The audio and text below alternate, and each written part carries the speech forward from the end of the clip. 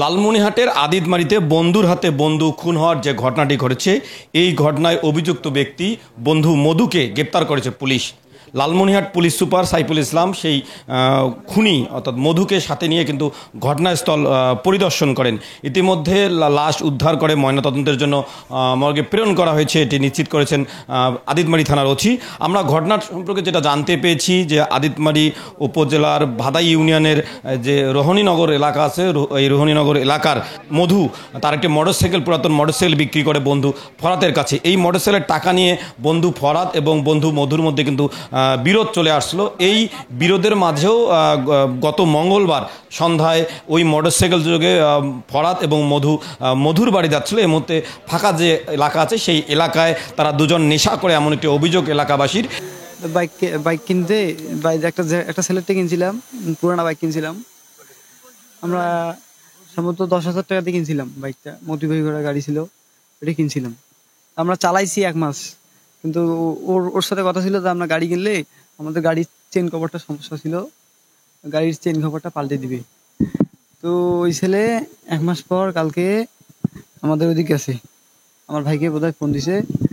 আমার ভাইকে ফোন দিয়ে কয় যে আমি বোধহয় যাইতেছি, এইভাবে ফোন দিয়া হয়ে গেছে। ওই ছেলের সাথে আমার সন্নাপতি ব্রিজে দেখা হয়েছিল। ওই ছেলের সাথে আমার কোনো কথা হয় নাই, একসঙ্গে দেখা হয়েছিল। ও আমার খালি বলছে ভাই, এইভাবে কথা বলতে। পরে আমি বাসায় গেছি। পরে ও আমার ভাই হোক বাসার বগল থেকে আমাদের ফোন দেওয়ার পর বাসার বগল থেকে উঠেছি। এই 5টার অধিক হবে, 5টার অধিক উঠেছে। আমার ভাই তখন বাড়ি থেকে বাড়িছে। বাইরে হওয়ার পর ওরা 3 জন ছিল, আর ওটা ছিল নাম মনে হয় ওই ছেলেটার নাম লিটন। 3 জনে একসঙ্গে ঘুরছে, এই মহিষকচা স্পার এগুলা ঘুরছে। আত্মীয়র বাড়িতে গেছিল, 2-1 আত্মীয়র বাসায় গেছিল। যাওয়ার পর তখন থেকে বাসা আসে নাই। পরে রাত 11টা 11:30 অধিক ওই ছেলে বলে যে ভাই, ওই ছেলের বাড়ি এদিকে, তো এদিকে অটো আসতে সারা। তো বলে ভাই বা অটো পর ভাই আমাকে একটু আগে দিয়ে, মোটরসাইকেলটা দিয়ে আমাকে একটু দিয়ে। তো আমার ভাই বললো যে চল।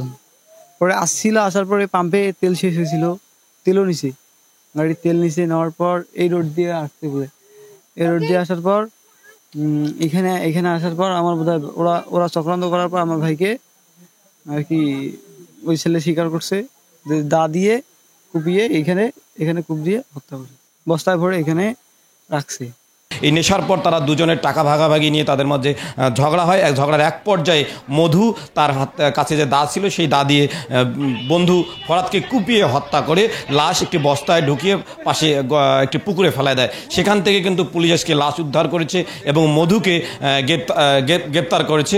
আবারও বলছি, পুলিশ সুপার সাইফুল ইসলাম ঘটনাস্থলে পরিদর্শন করেছে। আমরা এই হত্যাকাণ্ডের নেপথ্যে যে জানতে পেরেছি যে একটি পুরাতন মোটরসাইকেলের টাকা লেনদেনকে কেন্দ্র করে এই হত্যাকাণ্ডের ঘটনা ঘটেছে। অ্যাকচুয়ালি মাদক আমাদের কাছে এই পর্যন্ত আমরা যতটুকু জানতে পেরেছি, মাদক সেবনের বিরোধকে কেন্দ্র করেই তাদের মধ্যে এই ঘটনাটি ঘটেছে। এবং আমরা এই বিষয়ে সংবাদ প্রাপ্তির খুব অল্প সময়ের মধ্যেই এই ঘটনার কারণ আমরা শনাক্ত করতে সমর্থ হই। এবং আমাদের আদিতমারি থানার অফিসার ইনচার্জ এবং আমাদের যারা অন্যান্য কর্মকর্তারা আদিতমারিতে কর্মরত আছে, তারা খুব দ্রুততম সময়ের মধ্যে এই ঘটনার সাথে জড়িত আলামত উদ্ধার এবং এই ঘটনার সাথে যে জড়িত সুধাংশু রায় নামক একজন যুবককে গ্রেফতার করতে সক্ষম হয় এবং তাকে জিজ্ঞাসাবাদ করা হয়। এবং জিজ্ঞাসাবাদের পর তাকে ঘটনাস্থল তার দেখানোর জন্য আমরা তাকে নিয়ে আসি এবং তার দেখানো মতে আমরা ঘটনাস্থলে উপস্থিত হই এবং ঘটনাস্থল থেকে নিহত ফরাদ হোসেনের লাশ উদ্ধার করতে সক্ষম হই। আমাদের তদন্ত চলছে, এই ঘটনার সাথে আরও কারা জড়িত আছে কিনা এই বিষয়ে আমাদের তদন্ত কার্যক্রম চলছে এবং আমরা আশা করি এই ঘটনার সাথে আর যদি কেউ জড়িত থাকে তাকে আমরা অচিরেই গ্রেফতার করতে সক্ষম হব।